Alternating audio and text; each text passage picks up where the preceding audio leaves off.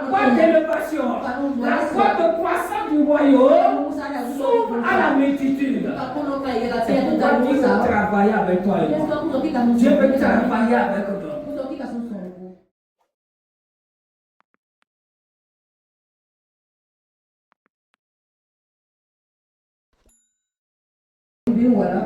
Dieu va nous mettre sur son dos pour faire trembler les ponts de nos vies.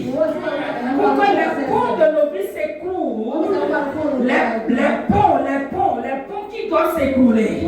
Les ponts sataniques que l'ennemi a fait, par lesquels il passe pour oppresser, opprimer nos vies. Dieu veut nous prendre au dos pour faire écrouler ces ponts. Pour que l'ennemi ait plus accès à nos vies. Pour que toi et moi nous puissions dire, nous avons fait trembler le monde. Nous avons fait trembler le monde. Et je te vois avec Dieu faire trembler ton toi et Dieu vous faites trembler vos ponts, les ponts de ta vie, les ponts de ta vie au nom de Jésus. Que faire pour que Dieu achève ce qu'il a commencé dans nos vies? Nous allons prendre quelques versets. Nous allons prendre un homme. Je crois qu'il est né dans la captivité. Assurément, je mets ça comme ça. Assurément, il serait né dans la captivité. Grandi dans la captivité. Vous savez, du moins, Israël a été déporté à Babylone. Et la prophétie, on va revenir sur ça peut-être dans la prière. Puisque nous sommes aussi sur le thème de prière. Et Jérémie a prophétisé que 75 ans devront s'écouler. Cette déportation doit durer 75 ans. Il a pris soin de dire dans Jérémie 29 là, qu'ils ne seront libérés que lorsqu'ils viennent à lui de tout son cœur et qu'ils crient. Quoi qu'il a dit en 75 ans, c'est fini. Il dit, si vous ne venez pas à moi de tout votre cœur, si vous ne criez pas, vous ferez plus. Et le peuple a fait plus de 75 ans.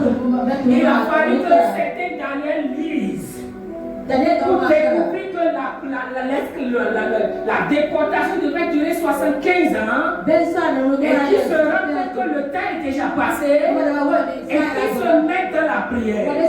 Maintenant, Dieu va utiliser des gens, Dieu va utiliser Ezra, Dieu va utiliser Zacharie, et ces gens-là vont partir, du moins vont retourner en Israël avec un grand nombre de juifs, d'Israélites, pour rebâtir Israël.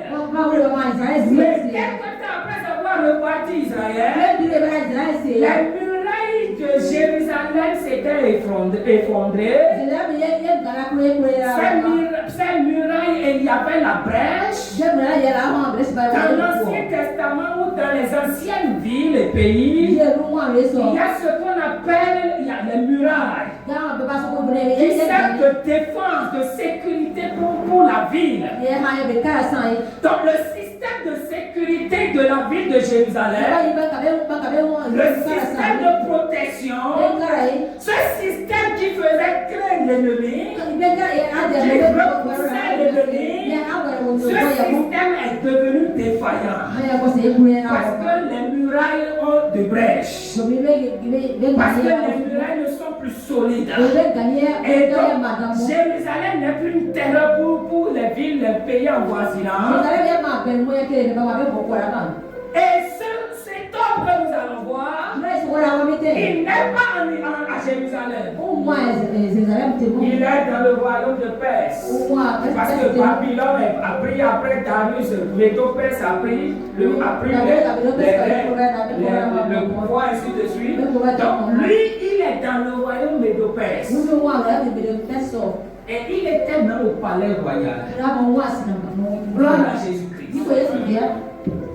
Et cet homme, Dieu va le susciter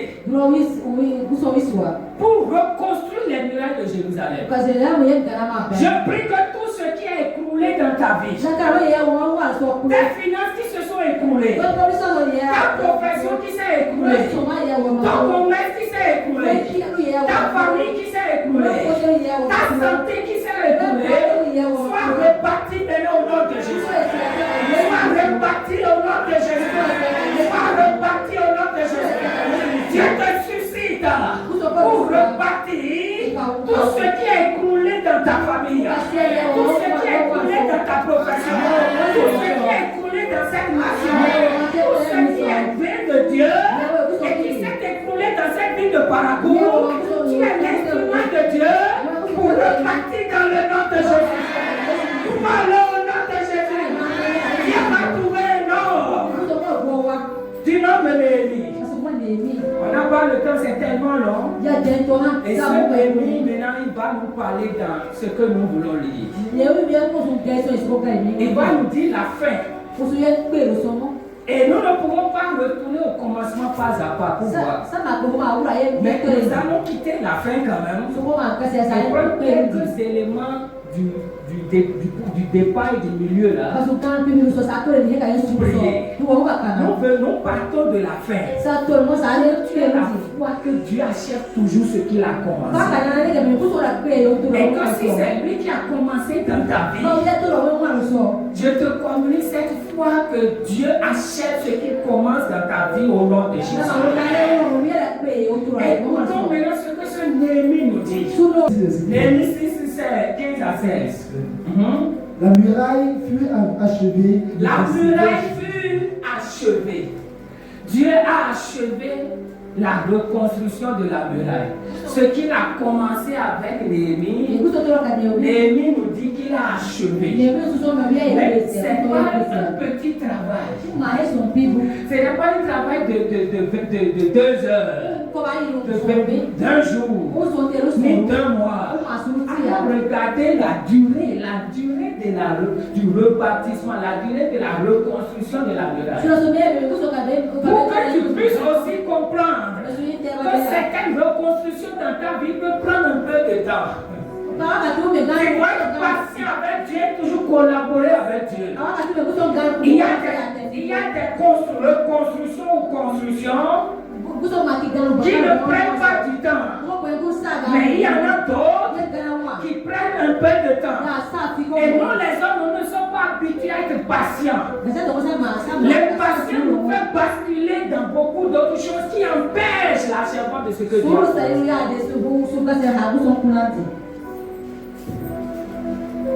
La muraille fut achevée le 25e jour du mois d'Élul en 52 jours. 52 jours. Dieu prend 52 jours pour travailler avec Néhémie pour reconstruire les murailles. Je prie pour toi et moi, autant que nous sommes, que Dieu nous donne d'être patients, d'être constants, d'être engagés, d'être déterminés, jusqu'à ce que Dieu n'achève ce qu'il a commencé dans nos vies. Dans le nom de Jésus-Christ. 52 jours. Si vous lisez les chapitres 1, 2, 3, 4, 5, vous allez vous rendre compte que c'était impossible. Cette reconstruction a été impossible. Il a fallu un Néhémie déterminé.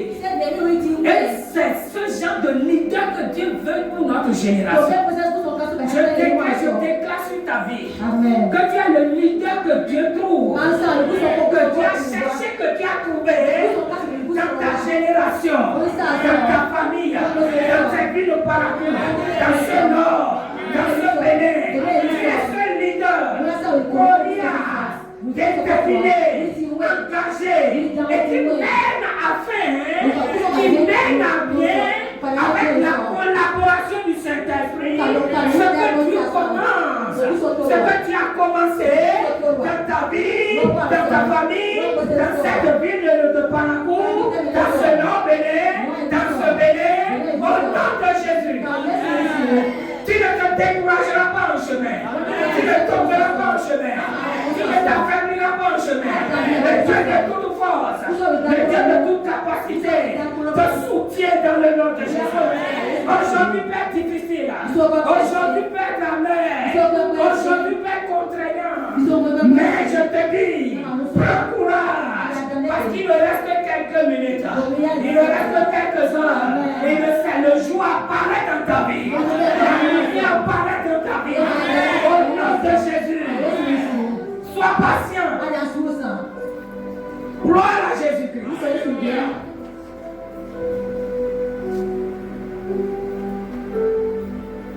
Nous voyons ça à Jésus. Et maintenant, le verset 16 nous dit, écoutez maintenant. Lorsque tous nos ennemis l'apprirent. Ah, donc il y avait des ennemis. On va voir. On ne peut pas détailler. On va prier avec. Toutes les nations qui étaient autour de nous furent de la crainte. Furent d'abord. Ce que Dieu fait dans ta vie, ce qu'il achève dans ta vie, c'est la crainte, la peur. Dans le cas ennemi au nom de Jésus. Attache-toi au Seigneur. Attache-toi au Seigneur. Oui. Elles éprouvèrent une grande humiliation. L'humiliation est pour ceux-là qui pensent que tu n'achèveras pas ce que Dieu a commencé avec toi au nom de Jésus. Tu l'achèves. Et ils sont humiliés au nom de Jésus. Et reconnurent que s'était accompli par la volonté de notre Dieu. Ils ont reconnu. Vous voyez, les ennemis ont reconnu. Les ennemis reconnaîtront. Vous ne comprenez pas. Les ennemis reconnaîtront. La famille reconnaîtra. Les collègues reconnaîtront. Ceux qui s'opposent à toi dans les différents marchés, les différents marchés, ils reconnaîtront que ça là, c'est la volonté de Dieu. Dieu a accompli ça dans ta vie. Par sa volonté. Il a achevé au nom de Jésus. Alléluia.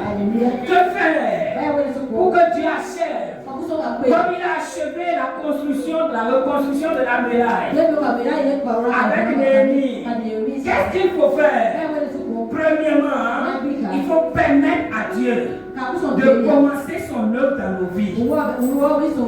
Néhémie 1, verset 4. Il faut permettre à Dieu. Il faut permettre. Dieu veut que nous lui permettions. Dieu ne fait rien de façon unilatérale dans nos vies comme ça. Je peux dire certaines choses. Il est Dieu, il est souverain. Mais dans sa souveraineté, il y a certaines choses qu'il ne fera jamais dans notre vie de façon unilatérale.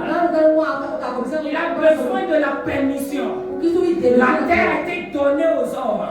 Et donc si les hommes veulent que Dieu intervienne dans leurs affaires quotidiennes, ils doivent inviter Dieu. Ils doivent permettre à Dieu. C'est pourquoi Jésus dans la prière a enseigné à ses disciples. Il dit que ta volonté soit faite. D'abord il dit que ton règne vienne. Nous voulons que ton règne vienne. Nous autorisons à ton règne de venir. Et ta volonté de s'établir. C'est notre responsabilité. Néhémie va permettre à Dieu de commencer cette œuvre avec lui. Lisons Néhémie 1, verset 4. Néhémie 1, verset 4. Vite, s'il te plaît. Verset 4. Lorsque j'entendis ces choses, lorsqu'il a entendu le rapport de ses amis venus de Jérusalem, je m'assis, je pleurais. Et je fus plusieurs jours dans la il est au palais. Il mange bien, il boit bien. Lui, il voit le roi. En ce temps-là, le royaume Médo-Perse est le royaume le plus puissant. C'est un peu comme les États-Unis d'aujourd'hui. Travailler à, comment ils appellent le palais de Trump, le président Trump, la Maison Blanche. Travailler à la Maison Blanche. Même si tu es agent de sécurité, même si tu es agent d'entretien, tu vois le président le plus puissant du monde face à face. Et il peut gérer tes dossiers parfois avec quoi? Donc Néhémie, lui, n'a pas de problème. Néhémie n'a pas de problème d'argent. Problème de position. Il il y a déjà la haute position. Être dans le palais là, c'est déjà la haute position. Maintenant, il apprend ce qui s'est passé à Jérusalem. Un peu comme toi et moi, nous avons des informations. C'est des choses qui se passent dans nos vies, dans nos professions, dans nos études, qui se passent dans nos familles, dans les entreprises où nous travaillons, les marchés où nous vendons, dans ce pays, dans cette nation. Nous apprenons des choses et nous restons indifférents. Mais il n'est pas resté indifférent. Ne reste pas indifférent à ce qui se passe dans ta vie, dans ta famille, dans ton quartier. Ne reste pas indifférent. Oh, si tu restes indifférent, tu vas mourir dans l'anonymat. Dieu ne veut pas que tu meurs dans l'anonymat. Dieu veut que tu meurs en accomplissant quelque chose de considérable pour ta génération. C'est pourquoi il permet certaines informations qui ont tendance à te réveiller, à te mettre en colère, à t'amener à te lever. C'est pourquoi il permet que tu écoutes certaines choses. Il y a un frère, le vendredi, il nous a dit que sa maman lui a demandé 5 000. Et il était fâché parce qu'il n'avait pas les 5 000 à donner à sa maman. Ça, c'est une bonne colère. Moi, je peux être incapable de donner 5 000 à ma maman. C'est quelque chose qui doit fâcher. Pour dire, Seigneur, non, ma maman, je dois la mettre à l'aise. Mon papa, je dois le mettre à l'aise. Ma famille, je dois la mettre à l'aise. Mes enfants doivent être à l'aise. Au nom de Jésus, je dois permettre à Dieu de m'utiliser pour les mettre à l'aise. Mais si aujourd'hui est difficile, je tiens bon. Il y a une soeur qui a publié son témoignage sur Facebook, j'ai lu. Comment son papa est mort, sa maman est morte. Comment Jésus l'a soutenu pour être là où elle est aujourd'hui. Je prie que ce témoignage touche les cœurs. Ramène les cœurs découragés, abattus. Ceux qui ne reconnaissent pas Christ, à connaître Christ maintenant au nom de Jésus. Et je prie que Dieu utilise cette soeur pour repartir sa famille. Alléluia. Ne restons pas insensibles à ce qui se passe autour de nous, à ce qui se passe dans notre famille. Ne restons pas insensibles. Ne dis pas ça ne me concerne pas. C'est leur dossier. Non. Néhémie n'a pas dit c'est mon dossier. C'est leur dossier. C'est eux. Moi, je suis à Perse ici. Des milliers, des centaines de kilomètres. Je suis au palais royal. Je mange bien, je bois bien. Ma femme, mes enfants sont en bonne santé. Très souvent, c'est ça nous voyons. Ma femme est en bonne santé. Mes enfants sont là. Mon mari est là. Je mange bien. Mes affaires, ça marche un peu. Oh, je m'en fous. Frère, c'est le temps. Ne fais pas, je m'en fous. Alléluia. Et qu'est-ce qu'il a fait? Il n'a pas fait que pleurer. Est-ce qu'il t'arrive de pleurer sur ce qui ne va pas dans ta famille? Est-ce qu'il t'arrive de verser les larmes sur ce qui ne va pas bien dans ton foyer? Parfois, nous sommes habitués aux circonstances, à certaines circonstances et autres, ça fait que ça ne nous dit plus rien. On ne croit plus à la capacité de Dieu à changer les choses. Nous sommes devenus des colocataires ou des colocataires de ces situations-là. Et on les tolère. Tu connais ton colocataire, tu le tolères. C'est ça, non? Ne tolère pas ce que tu vis. Et qui est anormal. Et qui est contraire à la parole de Dieu. Crie à Dieu. Il a pleuré. Et qu'est-ce qu'il a fait? Oui. Je jeûnais et je priais devant le Dieu des cieux. C'est ça, le jeûne et la prière. Le jeûne et la prière pour permettre à Dieu d'intervenir. Le jeûne et la prière pour autoriser Dieu d'agir. Le jeûne et la prière pour inviter Dieu dans cette situation. Quelle est la dernière fois que toi-même tu as jeûné sans jeûne de l'église? Parce que tu veux que Dieu intervienne dans une situation dans ta vie, dans ta famille, dans ton foyer, dans ton quartier, dans ton entourage, dans la vie de ton mari, ta femme, tes enfants. C'est pour ça que tout est dans le statut quo. Nous Nous jeûnons, nous prions pour permettre à Dieu, pour libérer la main de Dieu, la main de Dieu n'est pas liée, mais pour permettre à la main de Dieu d'intervenir. Premièrement, permettre à Dieu de commencer dans nos vies. Permettre à Dieu de commencer son œuvre dans nos vies par une disposition de cœur qui est en colère contre ce qui se passe et qui déchaîne cette colère dans le jeûne là. Tant que Seigneur, tant que ça ne se change pas, je ne mange pas, je ne bois pas. Tant que y a ci, y a ça, Seigneur, je vais toujours me lever à 2 heures pour te déranger. Qui sont ceux-là qui veulent être perspicaces dans cette salle? C'est-à-dire s'attacher, s'accrocher jusqu'à ce que le miracle soit.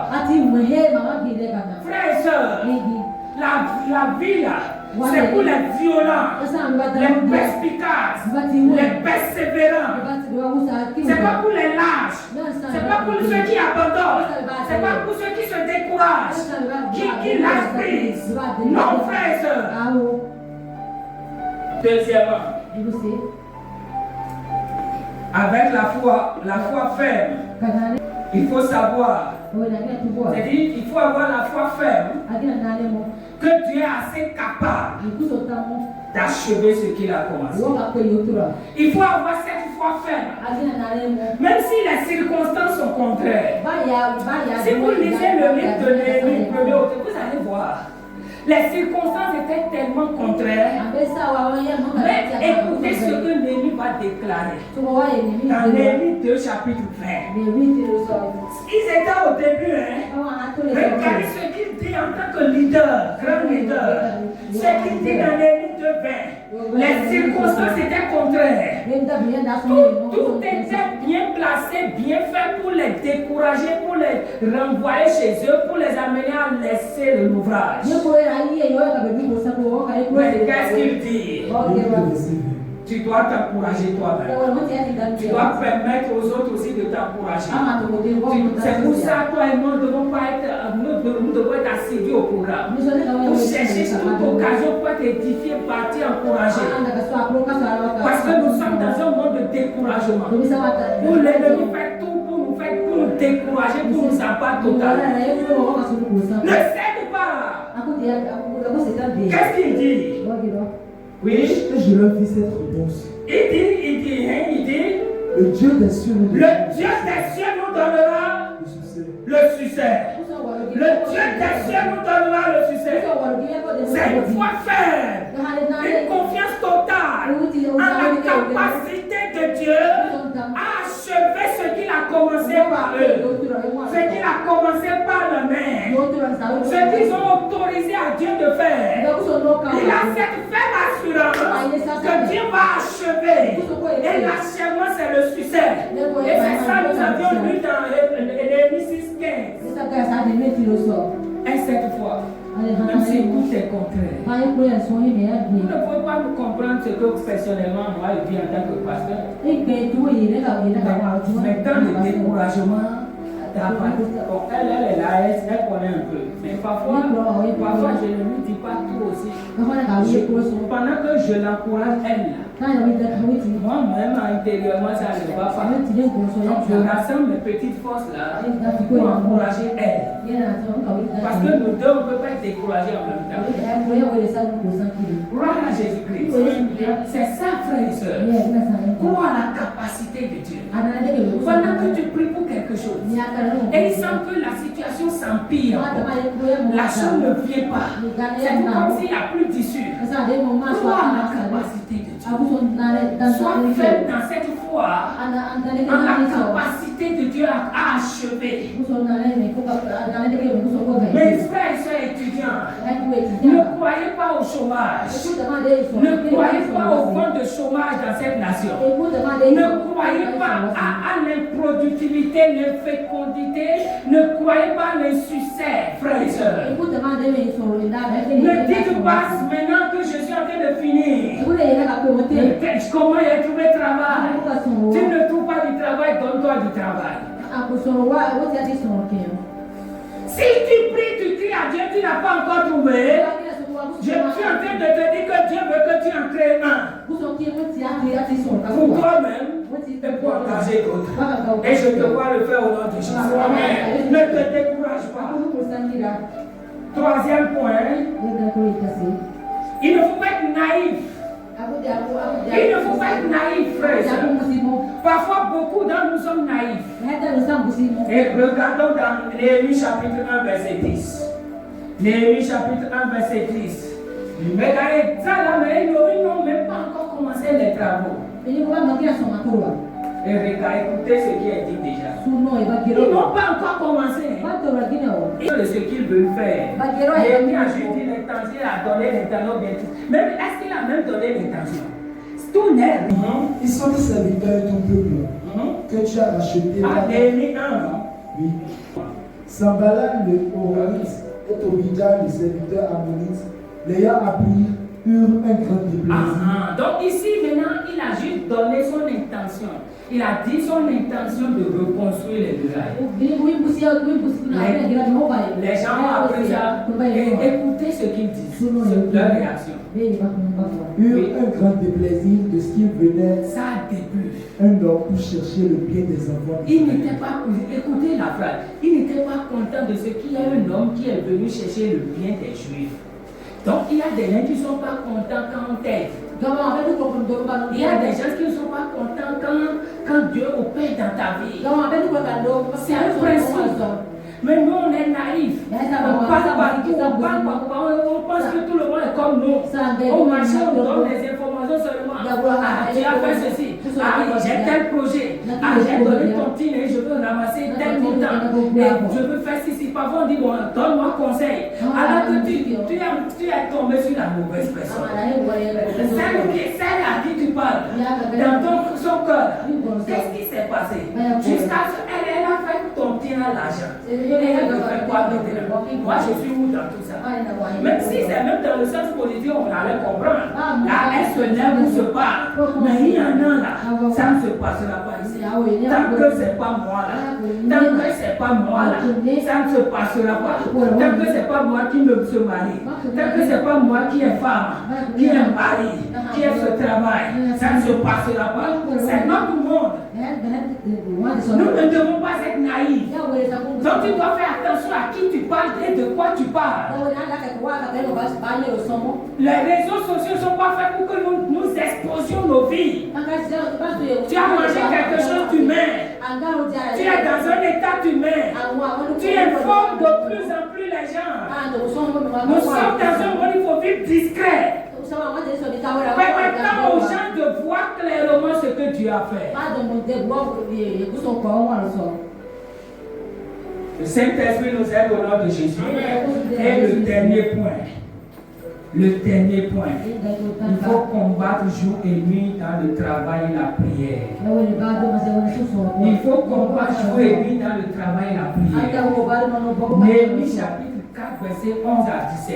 Écoutez bien ce que Néhémie et ses équipes vont faire. La plupart du temps, nous on dort. Parfois je me pose, je me suis dit, mais qu'est-ce que nous voulons?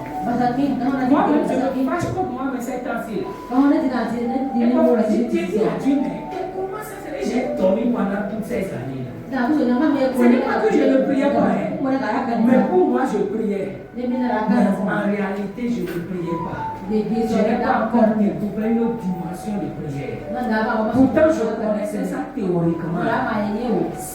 Les versets là, je connais. Ma femme m'en parlait. Parfois, les photos m'en parlaient. Parfois, je me fâche contre eux. Parce que j'ai dit que je priais. Jusqu'à ce que je me rende compte que je ne suis même pas à l'école maternelle de la prière. Je prie que le Seigneur m'aide. Pour que je puisse davantage me lever. Pour davantage prier pour vous. Prier pour mon foyer, ma famille. Prier pour cette vie au nom de Jésus. Je vous en supplie, je ne sais pas comment je vais faire. Je ne sais pas comment je vais encore dire. Ceux qui sont tout le temps, c'est l'argent. Il y a des problèmes que l'argent ne peut résoudre. Il y a des situations que l'argent ne peut pas débloquer. Je prie que le Seigneur fasse grâce. Parce que si ça arrive là, c'est encore pasteur qui va corriger. Écoutez, frères et sœurs, je n'ai pas refusé que quelqu'un ne travaille, ne cherche l'argent. Écoutons la sagesse. Or, les Juifs qui habitaient près d'eux vinrent 10 fois nous avertir de tous les lieux où ils avertissent, et je vous avertis. Je continue à vous avertir. À chaque occasion, ceux qui tombent parmi nous, ceux qui ne comptent que sur leur intelligence, leur sagesse, leur travail, leur patron c'est leur Dieu. Je ne cesserai de tirer votre attention. Il y a des pièges devant. Il y a des ponts devant. Parfois, tu vas te retrouver dans des choses, tu te demandes si c'est toi-même. Pourquoi? Tu as baissé la garde. Tu as baissé la garde. Quand tu finis, tu dis c'est moi-même, oui, c'est toi-même. Parce que tu as baissé la garde. Quand l'argent rentre un peu, le papa qui nous a dirigé vendredi, c'est mon ami. Lui et moi, on a commencé par travailler dans la prière depuis 2010. Jusqu'à ce que je ne me marie. C'est quand j'ai quitté Cotonou, bon, bref, je connais un peu son histoire. Et il nous a parlé vendredi là. Certains peut-être ont écouté. Le gars, on trouve contrat d'expert au ministère des Finances. Et il doit travailler de 7h ou 8h à 23h. En ce moment-là, il traversait des temps très difficiles. Je vous dis, même sa fille aînée un jour lui a dit, papa, qu'est-ce que nous allons manger aujourd'hui? Ceux qui ont vu vendredi, là, regardez, ils respirent la fraîcheur, c'est ça. Hein? Mais il a des millions le mois. Je me permets de le dire en parenthèse. Mais il n'est pas arrivé là du jour au lendemain. Il a traversé le désert. Sa femme et ses enfants ont manqué de nourriture, je vous dis. Mais dans ça, là, dans les temps difficiles, là, il trouve encore contrat d'expert pour faire expertise au ministère des Finances. Il doit courir, non? Mais il dit, le travail qu'il va faire jusqu'à 23h et qui va m'empêcher de prier là, je ne prends pas. Déjà même fini à 19h, c'est pas facile de maintenir une vie de prière stable. Maintenant fini à 23h, il a refusé. Et quelques temps après, Millennium Challenge et quand on va l'appeler. Et son salaire 1 million en 2008. 1 million, c'est comme ça les millions ont commencé. Lui, il a commencé le million en 2008. Ça fait combien d'années maintenant? 18 ans, 17, 18 ans. Mais il a payé le prix. À un moment donné, il a dû jeûner 60 jours. Jeûner, prier 60 jours. Frères et sœurs, quand on va lancer une prière maintenant, certains vont regarder leur monde. D'autres vont dire j'ai faim. Frère, rien n'y a pas cadeau. Nous ne sommes pas dans un monde où il y a cadeau. Personne ne te fera cadeau. Même tes propres frères, même tes mêmes mères ne te feront pas cadeau. Nous sommes dans un monde de ténambisme. Le sauve qui peut. Chacun se bat. Dieu vous pousse. Eux, ils sont prêts vraiment à manger ce que tu vas amener. Mais nous, on est là, lâche là. On est là.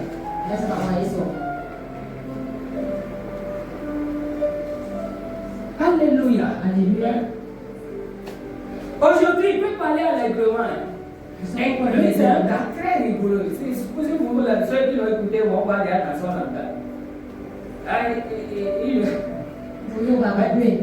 À quoi sert d'avoir la rigueur sans ce qui accompagne la rigueur? Dieu nous donne la rigueur et Dieu nous donne ce qui accompagne. Si dans ta maison, la marmite est vide, ta rigueur n'a pas d'effet. Ta femme va te regarder et va dire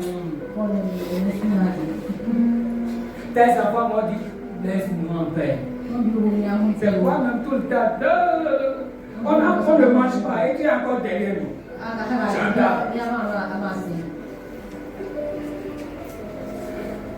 C'est pourquoi mon frère qui s'est fâché par exemple, moment lui a demandé si c'est mis là-bas. J'étais content. C'est le point de départ. C'est la sans révolution, sans colère, il ne peut pas avoir une révolution. Et sans révolution, il ne peut pas avoir de changement. Tout ce que tu tolères, tu le permets. Mais quand tu te fâches, tu te positionnes pour changer les choses. Amen. Je prie que la colère s'est terminée maintenant. Que tu puisses te lever 1h, 2h du matin. Amen. Pas les circulant dans ton salon. Criant au Seigneur. Réclamant un foyer stable. Les enfants intelligents. Qui seront parmi les meilleurs de cette nation. Amen.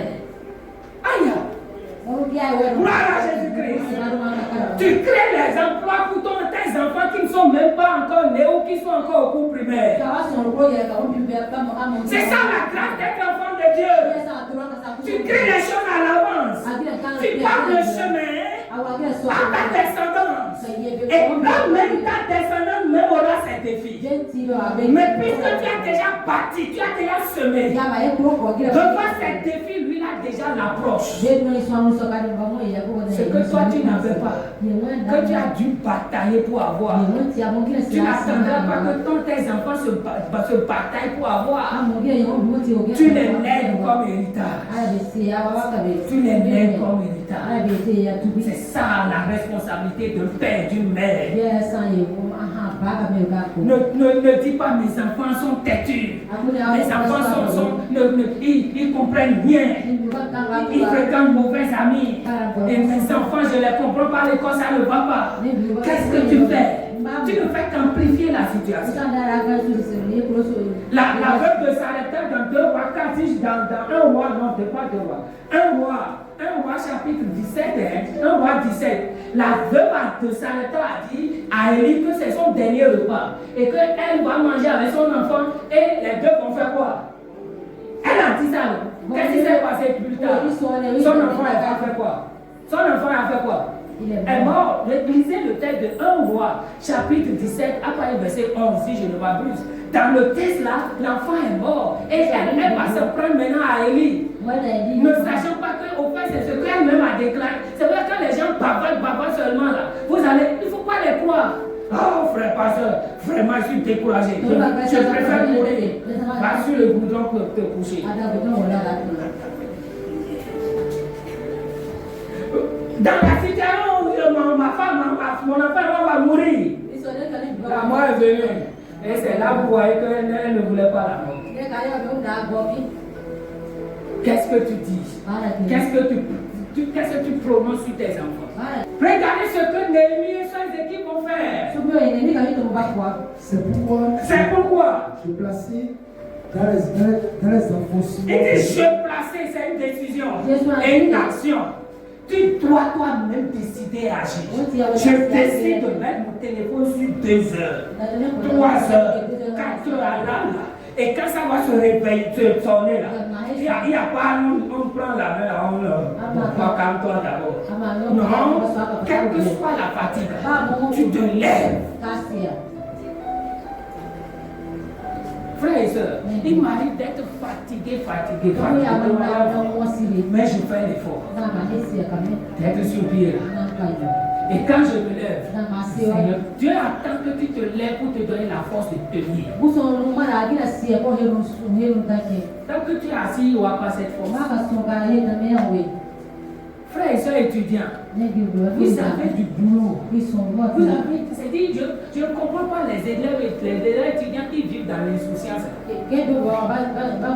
Avec ce qui se passe dans cette nation, je suis tenté de dire, je vous de geler pour 365 jusqu'à 365. Quand vous regardez même les causes, tout ça, c'est les mêmes personnes. J'ai lu récemment encore, tout ça là. Oui, même, bon, je fais parenthèse, conseil, le pays là n'est pas pour nous aussi. Oui, le pays n'est pas pour nous. Et ils sont en éveil. Allez leur demander ce qu'ils font. En privé. Voilà.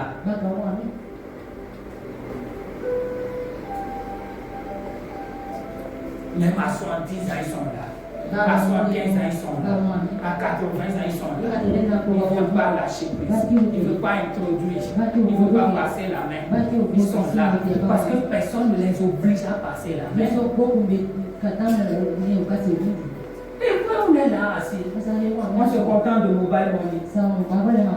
On se contente de je ne sais pas, 25 000, 30 000. Frères et sœurs. Oui, qu'est-ce qu'il dit? Derrière la muraille et sur des terrains secs. Le peuple de ma famille, tous avec leurs épées, leurs lances et leurs arcs. Vous voyez, non?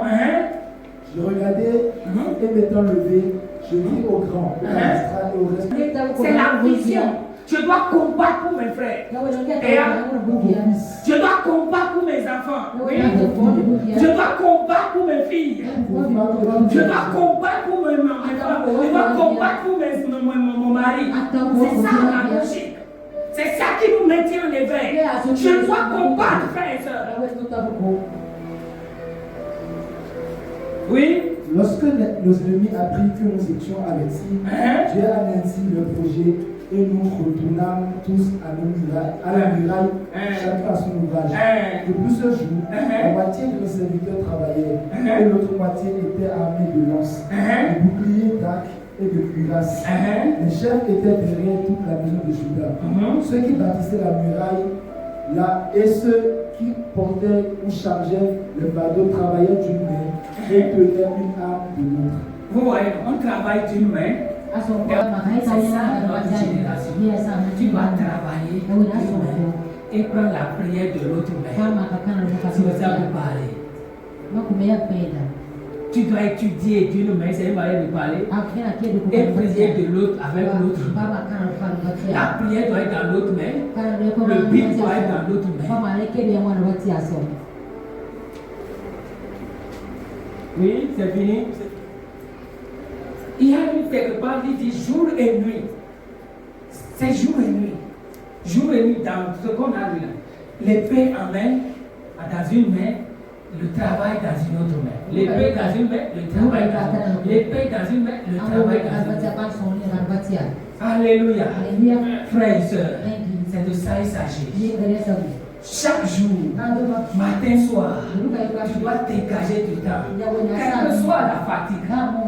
C'est pas prière de Seigneur, je te remercie. Non, je te remercie, n'ouvre pas certaines portes. Je te remercie, Père, de ce que tu m'as donné la vie. Ça ne donne pas du travail.